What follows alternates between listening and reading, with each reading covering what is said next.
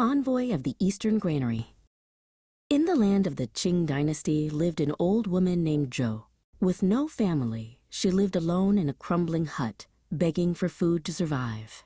Her heart was heavy with sorrow. One afternoon, a voice whispered from the shadows. "You are so pitiful," it said gently. "Let me help you. At the head of your bed, you will find 200 copper coins. Take them to the market." "Who are you?" she asked, her voice trembling. The voice replied, "I am the envoy of the Eastern Granary." From that day on, food would always appear when she needed it most, just enough to get by. Overjoyed, Zhou believed the envoy was a deity.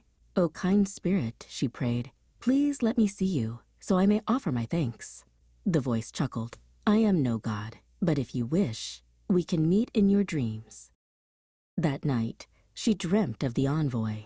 He appeared as a kind old man with a long, white beard that flowed like a river.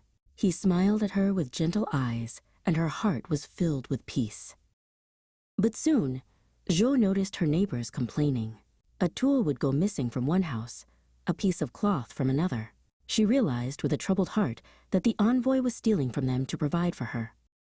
One day, a suspicious neighbor peered through a crack in her wall and saw his missing shovel. Furious, he burst in, shouting, "Thief!" But before Zhou could speak, the envoy's voice boomed.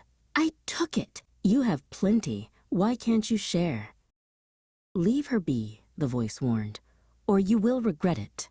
Suddenly, tiles and stones rained down from the roof, and the terrified neighbor fled.